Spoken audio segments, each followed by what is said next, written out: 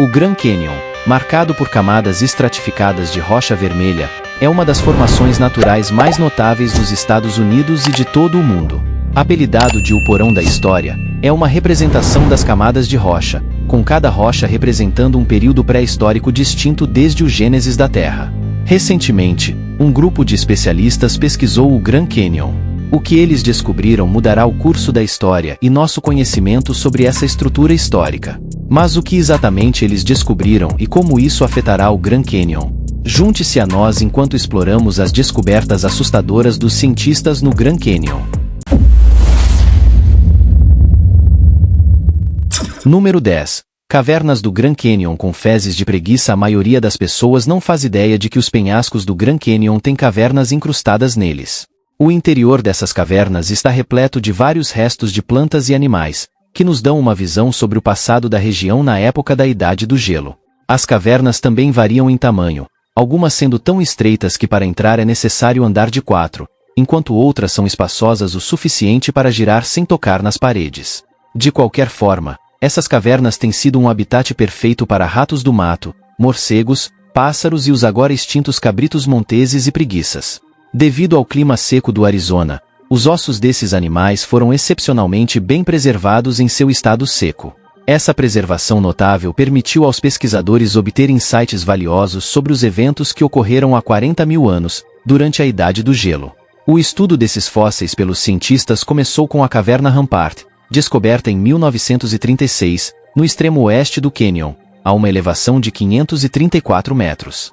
Os cientistas encontraram várias fezes empilhadas, como bolas de boliche espalhadas pelo chão, parecendo ter sido excretadas recentemente. Descobriu-se que foram feitas por uma preguiça de aproximadamente 9 pés de comprimento e 500 libras, extinta há mais de 10 mil anos. Quando essas fezes foram analisadas por datação por radiocarbono, constatou-se que estavam na caverna há um período entre 11 e 40 mil anos. Matéria vegetal detectada nas fezes ajudou os cientistas a entender os hábitos alimentares dessas criaturas selvagens. Além disso, a matéria forneceu detalhes sobre as plantas regionais, incluindo o malvavisco, o chá de Mormon, o arbusto de sal, a unha de gato, cactos, juncos e yucca, que existiram nessa paisagem. Pilhas ordenadas de fezes de ratos do mato também serviram como registros tangíveis de animais e restos de plantas que existiram intocados no Grand Canyon por milhares de anos. Também foram descobertos na caverna os crânios de cabritos monteses de Harrington. O paleontólogo Chester Stock, na década de 1930, foi o primeiro a descrever esses animais, acreditando que existiram por pelo menos 19 mil anos e desapareceram junto com a preguiça terrestre Shasta, uma gigante peluda distinta, Notrotheraps. Ele também registrou que os Arringons eram uma versão menor e de pelo curto do cabrito montês moderno. A caverna também abriga morcegos mumificados, incluindo condores excepcionalmente bem preservados. Segundo Steve Inslee, professor de biologia da Universidade da Carolina do Norte em Wilmington, alguns condores e seus tecidos estão tão bem preservados que até a pele e outros detalhes estão intactos em certos ossos. Inslee, especialista em aves, explorou as cavernas ao lado de Mead, um antropólogo. Quando Inslee realizou análises químicas nos restos de tecidos secos dos condores, descobriu que os condores do Grand Canyon provavelmente se alimentavam de megafauna que posteriormente se extinguiu. Essa extinção causou a morte dos morcegos mumificados. Número 9. Algumas estranhas formas de vida pré-históricas encontradas. A descoberta dessas formas de vida começou quando uma enorme rocha despencou de um penhasco imponente, revelando algumas marcas. Alan Creel, um geólogo, estava em uma caminhada com seus alunos pelo Bright Angel Trail no Parque Nacional do Grand Canyon. Seu olhar atento notou uma rocha incomum com marcas distintas que pareciam pegadas. Intrigado, Creel tirou algumas fotos dessas marcas e as enviou para seu velho amigo e colega Stephen Holland, um paleontólogo da Universidade de Nevada, Las Vegas, renomado por sua escavação no campo de caça Vashoi, um local de açougueamento de 200 anos encontrado em Carson City. A partir da análise das fotos recebidas, Holland descobriu que as marcas eram antigas pegadas fossilizadas. Holland sugeriu que as pegadas tinham cerca de 313 milhões de anos, fazendo do fóssil a evidência mais antiga de animais vertebrados já encontrada no Grand Canyon. Supôs-se que essa marca de animal nas dunas pertencia a um amniota, um animal que põe ovos com casca dura. Mas como a pegada permaneceu bem preservada até sua descoberta, A rocha com as marcas pesa centenas de libras e havia caído da formação Manacacha, um grande afloramento de arenito com cerca de 314 milhões de anos. A areia foi um fator significativo que ajudou a preservar as marcas fósseis por milhões de anos. Aprofundando-se na análise, Rowland descobriu que as marcas fósseis representam dois animais reptilianos separados cruzando diagonalmente sobre este bloco. Ele também observou que um dos animais tinha um pé de comprimento e usava um padrão de movimento lateral.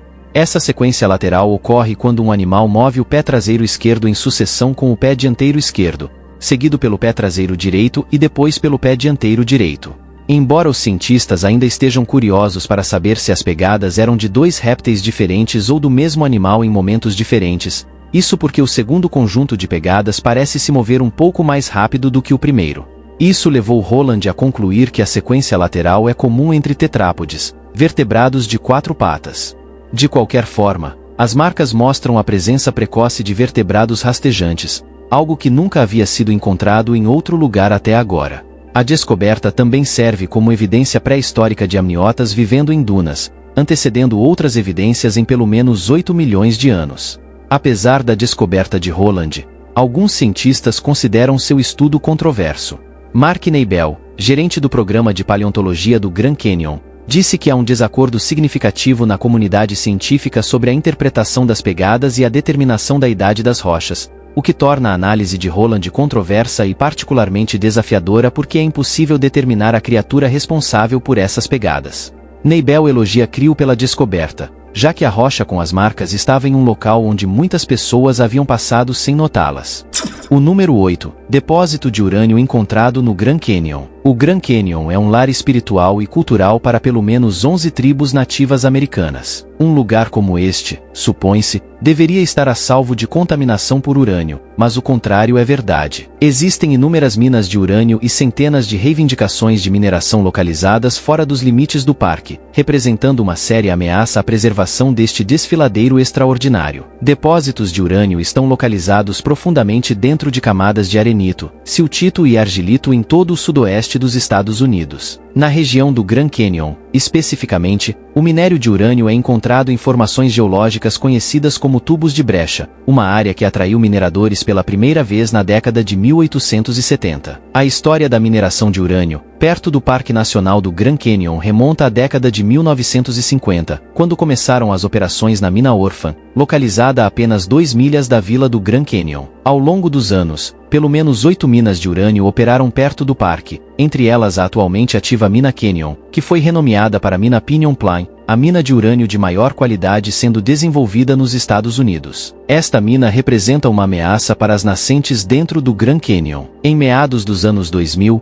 houve um aumento significativo no preço do urânio, o que levou empresas a se dirigirem à região do Grand Canyon em busca de oportunidades para extrair suas relativamente pequenas quantidades de minério de alta qualidade. Milhares de reivindicações de mineração haviam sido estabelecidas em terras públicas ao redor do Parque Nacional do Grand Canyon. Com os esforços coletivos de pescadores, governos locais, caçadores e comunidades nativas, uma campanha bem-sucedida foi realizada para garantir uma proibição temporária de mineração nas proximidades do Grand Canyon. Um desses grupos é a tribo Havasupai, cuja reserva se encontra nas profundezas do Canyon e depende de um riacho alimentado por nascentes que atravessa sua vila para beber, cozinhar e irrigar seus campos de milho e alfafa, além de diversos propósitos cerimoniais e culturais. Eles expressaram preocupações de que a mina Canyon possa poluir a água subterrânea que sustenta as nascentes dentro de sua vila. Em 2012, uma proibição de mineração de urânio por 20 anos foi iniciada em aproximadamente 1 milhão de acres de terras públicas ao redor do Grand Canyon. Esse alívio é apenas temporário, proporcionando algum respiro à vila do Supai, mas parece que as empresas de mineração estão ansiosas esperando o levantamento prematuro ou a expiração da proibição. Em maio de 2022, quase 600 reivindicações de mineração permaneciam ativas em florestas nacionais e outras terras públicas nas proximidades do Grand Canyon, apesar das múltiplas tentativas feitas pelo Congresso de aprovar legislação que proibiria permanentemente novas operações de mineração na área.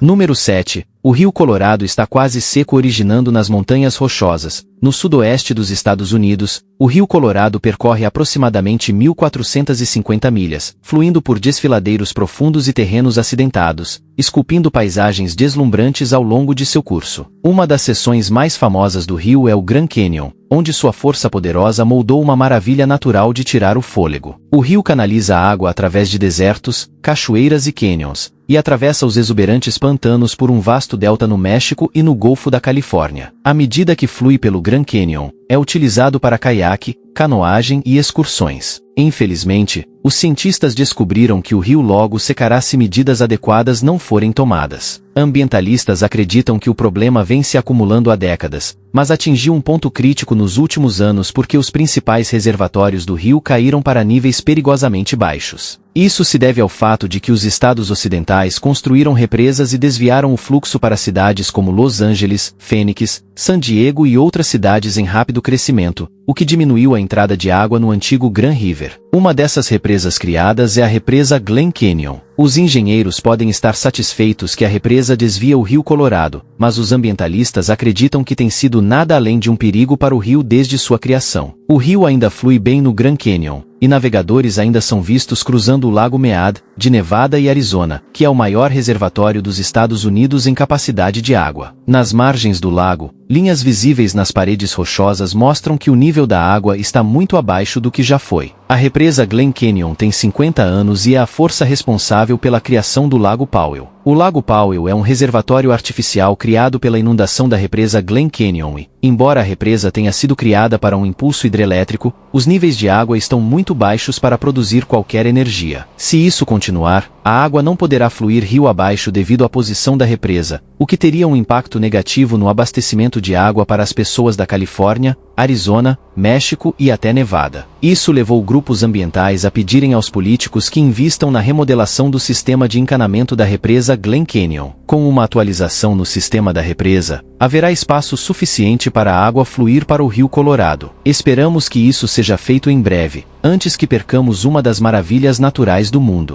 O número 6. Suíte de luxo no Grand Canyon. Quando a crise dos mísseis cubanos de 1961 ainda estava se intensificando e os temores de bombardeio persistiam, John F. Kennedy, então presidente dos Estados Unidos, tomou medidas para criar um lugar seguro caso as bombas fossem lançadas sobre os americanos. Ele considerou o Grand Canyon o local perfeito para essas medidas protetivas. Lá, ele construiu cavernas de luxo e abasteceu cada uma com comida suficiente para sustentar mais de 2.000 pessoas por pelo menos um mês. Como as bombas nunca caíram, a suíte, que levou 4 meses para ser concluída, tornou-se um ponto turístico onde os visitantes do Grand Canyon ainda podem se refugiar. Situada a cerca de 220 pés abaixo da superfície e conhecida como o hotel subterrâneo mais silencioso, escuro e antigo do mundo, esta notável maravilha geológica possui cavernas e paredes que datam de mais de 65 milhões de anos. As rações de emergência armazenadas permaneceram frescas e utilizáveis mesmo após 40 anos. Isso é possível porque o Grand Canyon tem naturalmente um clima seco que preserva tudo em seu interior. Quanto às comodidades, a área do lounge possui uma televisão, toca-discos, camas e uma biblioteca para garantir o conforto dos que estão na suíte. Além disso, esta suíte especial até mesmo tem água corrente, mas apenas porque várias centenas de galões são trazidos para a caverna manualmente, graças ao clima super seco e à zero umidade subterrânea. Estes alimentos ainda são utilizáveis até hoje por causa das condições secas. Nenhuma outra forma de vida, incluindo ratos, insetos e outros animais, pode sobreviver vivendo a essa profundidade para estragar o estoque. Não é totalmente privada. A suíte é exibida como parte das atrações no Parque Nacional. Para experimentar este luxo, é preciso pagar uma diária de $900 por noite.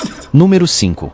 O monstro Mogollon em volta do parque. Talvez uma das histórias mais fascinantes que você deve ter ouvido sobre o Grand Canyon seja a do monstro Mogollon, também conhecido como o Pé Grande do Arizona. Acredita-se que a maioria desses monstros habita a densa paisagem florestal do Mogollon Rim, um penhasco de 2.000 pés de altura que se estende do norte do condado de Yavapai até a fronteira com o Novo México. O primeiro avistamento do monstro semelhante a um macaco ocorreu perto do Grand Canyon em 1903. Ingvald Walter Stevens, um explorador que teve um encontro com a besta, descreveu-a como uma grande criatura humana peluda, semelhante ao lendário Pé Grande ou Sasquatch.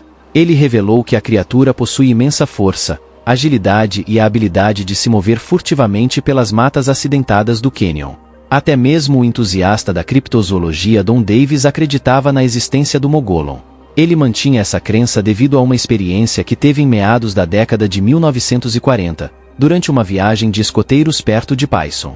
Davis afirmou ter visto uma grande criatura peluda com olhos inexpressivos e um rosto e cabeça de forma quadrada. De acordo com relatos anedóticos encontrados no cânion, acredita-se que a criatura tenha mais de 7 pés de altura, ande ereta, possua garras de pelo menos 2 polegadas de comprimento, seja coberta por pelos desgrenhados e emita um odor pungente semelhante a peixe morto ou carne podre. Devido à sua natureza adaptativa, a besta tende a imitar os sons da vida selvagem ao seu redor, o que explica os relatos de que a criatura emite um som assustador semelhante ao grito de uma mulher em grande perigo. Os testemunhos de Stevens e Davis não conseguiram convencer a maioria dos cientistas, que atribuem esses avistamentos a um blefe ou acreditam que o suposto monstro pode ter sido um grande urso pardo em pé. Como a existência dessa criatura ainda não foi confirmada até hoje, se você ouvir um grito penetrante ou encontrar um conjunto de pegadas impossivelmente largas no Mogolon Rim, corra e nunca olhe para trás. O homem selvagem das rochas pode estar à espreita nas profundezas da floresta, esperando o momento perfeito para atacar ou, no mínimo, invadir sua tenda.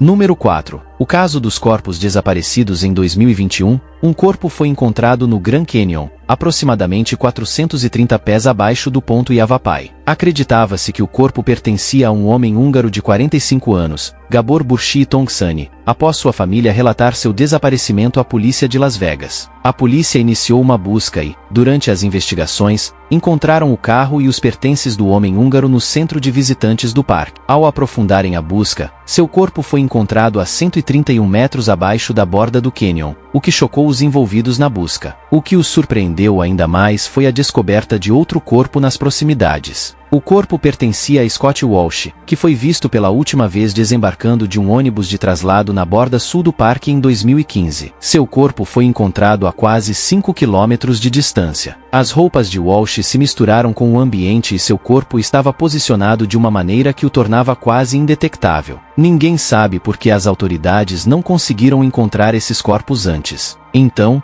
uma descoberta respondeu a tudo. O Grand Canyon é frequentemente referido como um bolo de camadas da história geológica, com suas formações rochosas empilhadas de maneira ordenada, como tem sido por milhões de anos. Nas profundezas do cânion, há um enorme intervalo entre as rochas que manteve muitos segredos escondidos dos olhos humanos. Descobertas recentes começaram a lançar luz sobre esse espaço misterioso, o que explica por que continuamos a tropeçar em novos corpos que nunca pensávamos existir no cânion. Agora é a hora do bônus da capa. Se você chegou até aqui e está gostando, deixe seu like. Enquanto procuravam mais descobertas misteriosas nas lacunas do cânion, uma estrutura grande e em forma de caixa foi descoberta e retirada do cânion. Todos ficaram intrigados com o que poderia estar dentro dessa caixa. Será que continha corpos enterrados por nativos americanos que habitavam o cânion há muito tempo? Ou talvez guardasse segredos sobre o monstro Mogolon? Devido às preocupações e medos em torno da caixa misteriosa, ela nunca foi aberta. O que você acredita que havia na caixa? Você a teria aberto? Se eu tivesse a oportunidade, talvez eu teria aberto a caixa, especialmente com a devida segurança e procedimentos arqueológicos. É possível que a caixa contenha artefatos históricos ou informações valiosas que poderiam ajudar a entender melhor a história e a cultura dos povos nativos americanos que viveram na região. Além disso, qualquer descoberta sobre o monstro Mogolon poderia fornecer insights fascinantes sobre as lendas e folclores locais. Seria importante tomar todas as precauções necessárias para garantir que qualquer potencial perigo fosse minimizado e que o conteúdo fosse preservado adequadamente. Número 3. A criação assustadora do Grand Canyon. O Grand Canyon se estende por aproximadamente 277 milhas de comprimento, chega a 18 milhas de largura e atinge uma profundidade de mais de 1 milha. Seu tamanho impressionante e as camadas intrincadas de rochas expostas ao longo de suas paredes fornecem um registro geológico único, abrangendo bilhões de anos da história da Terra. A história do Grand Canyon começa há cerca de 70 milhões de anos, durante o final do período Cretáceo, quando a região era uma paisagem relativamente plana. Com o tempo, a atividade tectônica e a elevação do Planalto do Colorado fizeram com que a Terra subisse, preparando o terreno para a formação do cânion. Por volta de 6 milhões de anos atrás, O rio Colorado, que flui pela região hoje, começou a esculpir seu caminho através do planalto em elevação. À medida que o rio cortava cada vez mais fundo nas camadas de rocha, expunha uma ampla gama de formações geológicas, revelando milhões de anos da história da Terra. Enquanto o rio Colorado continuava a fluir, ele erodia as camadas de rochas sedimentares, compostas principalmente por arenito, calcário e xisto, que formam as paredes do cânion. Embora o rio tenha sido o principal motor da formação do Grand Canyon, outros fatores também desempenharam um papel importante. Mudanças climáticas ao longo de milhões de anos influenciaram a taxa de erosão, com períodos mais frios aumentando o poder das geleiras e dos ciclos de congelamento e descongelamento, e períodos mais quentes permitindo um fluxo de água mais abundante. Além disso, a presença de camadas de rocha mais duras, como arenitos resistentes, desacelerou a erosão em algumas áreas, resultando na formação de penhascos dramáticos e encostas íngremes. Os visitantes do Grand Canyon podem testemunhar o processo contínuo de erosão, enquanto o rio Colorado continua a moldar e remodelar esta notável maravilha natural. O Grand Canyon se mantém como um testemunho das forças dinâmicas da natureza e serve como um lembrete vívido do passado geológico da Terra. Número 2. Tribo Havasupai. Os Havasupai, também conhecidos como Havasuba-Aja, residem principalmente em Supai, um desfiladeiro tributário dentro do Grand Canyon. Eles formam uma das nações indígenas americanas mais pequenas nos Estados Unidos e o único lugar onde o correio é enviado e entregue por mulas. No entanto, sua presença se estendia por uma região mais ampla, alcançando ao sul até a montanha Bill Williams e a leste até o rio Little Colorado. Sua localização real de vida varia ao longo das camadas verticais do Grand Canyon, dependendo da estação. Durante o outono e o inverno, habitam o Planalto do Colorado, localizado na borda do cânion, dedicando-se à caça e às atividades de coleta para subsistência. Já na primavera e no verão, as famílias Havasupai cultivam a plataforma Tonto, incluindo Indian Garden e outras áreas férteis, onde cultivam milho, feijão, abóbora, melões e abóboras. Às vezes, as famílias sobem ao Planalto para visitar amigos e caçar, realizando inspeções periódicas de suas fazendas para prevenir a seca. Os habitantes construíram abrigos ao lado dos campos para proteger suas colheitas dos insetos e pragas da região. A arquitetura da tribo e seu padrão de sono são peculiares. Seus abrigos têm telhados redondos feitos de salgueiro e arbustos retos. À noite, posicionam suas cabeças em almofadas voltadas para o leste, pois acreditam que isso ajuda a prevenir pesadelos. Os Havasupai viveram por milhares de anos no cânion sem entrar em contato com qualquer explorador europeu até que o padre espanhol Francisco Garces visitou o cânion Havasu em 1776. Garces também viajou para as Mesetas Hopi, uma antiga vila-pueblo no topo, e suas descobertas lançaram luz sobre uma vila Supai isolada localizada a leste em direção ao Moenkopi-Uashi, bem acima do Grand Canyon. Também no final dos anos 1880, a tribo experimentou uma intrusão euro-americana. Esses novatos euro-americanos exploraram a trilha estabelecida pelos povos Puebloan, Havasupai e antigos Hopi enquanto exploravam os campos Tonto. Eles descobriram valas de irrigação antigas e fazendas que foram eventualmente chamadas de Indian Garden, nome que ainda carrega hoje. O lar do povo Supai começou a receber mais atenção quando a ferrovia Santa Fe abriu um caminho para o Grand Canyon em setembro de 1901. 2 anos depois, o presidente Theodore Roosevelt visitou o cânion e desceu pela trilha Bright Angel. Durante sua descida, ele encontrou 2 indivíduos Havasupai que viviam com suas famílias no Indian Garden. Roosevelt os informou sobre um futuro parque que seria estabelecido e que eles precisariam deixar Indian Garden. Um dos indivíduos Havasupai seguiu o pedido de Roosevelt e mudou-se com sua família para uma caverna mais alta ao longo da trilha Bright Angel, continuando a cultivar em Indian Garden. O outro homem Havasupai optou por permanecer em Indian Garden com sua esposa. Eles permaneceram lá até serem removidos à força pelo Serviço de Parques Nacionais em 1928. Após isso, o governo dos Estados Unidos confinou os Havasupai a uma reserva de 518 acres no Cânion Havasu, parte de sua casa ancestral. Mas isso não foi o suficiente, e os Havasupai exigiram mais de suas terras, pedido que foi concedido em 1975 pelo presidente Gerald Ford, devolvendo 183 mil hectares de território na borda do cânion à tribo. Desde então, os habitantes locais se ajustaram às novas circunstâncias em torno de seu novo ambiente, e seus meios de sobrevivência baseiam-se no turismo, na agricultura e no trabalho assalariado.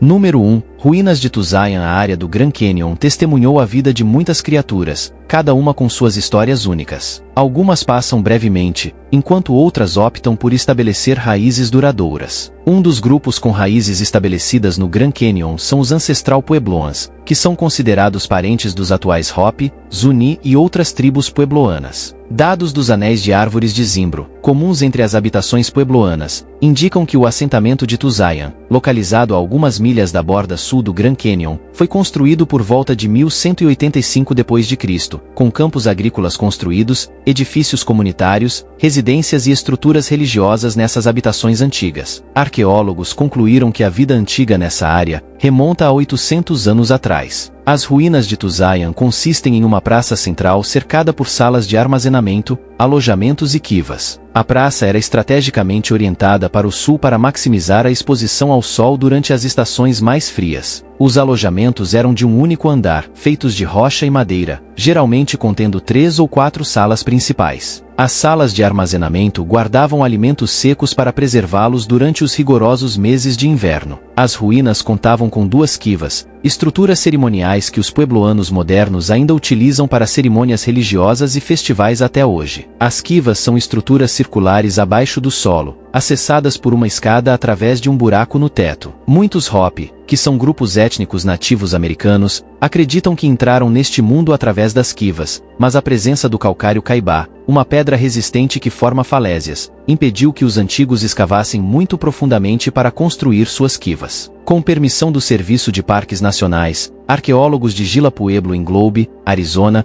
escavaram o sítio arqueológico na década de 1930. Como parte de seu compromisso, o grupo se comprometeu a construir um museu próximo para interpretar o sítio e concordou que metade dos artefatos que descobrissem permaneceriam no Grand Canyon. O museu construído, inicialmente chamado de Museu de Arqueologia Vaizide, agora é o popular Museu Tusayan. É um pequeno prédio quadrado de 2 quartos, feito principalmente de pedra, com algumas vigas de madeira, projetado para se integrar ao estilo das antigas habitações puebloanas. Desde sua inauguração em 1932, as exposições do Museu Tusayan abrangem tanto a história arqueológica quanto moderna de 5 tribos principais dentro do Grand Canyon. O museu destaca suas duradouras e fortes conexões históricas com a área. Uma das exposições mais significativas é uma exibição de figurinhas de ramos divididos, datando de 2000 a 4000 anos atrás, embora não tenham sido encontradas nas próprias ruínas de Tusayan. Essas figurinhas, coletadas em cavernas do Grand Canyon, testemunham a longa presença humana no Grand Canyon e seu uso pelos nativos americanos. Obrigado pela sua companhia. Aproveite e clique em um dos cards da tela para assistir a mais um vídeo. Não se esqueça de deixar o like e se inscrever no canal.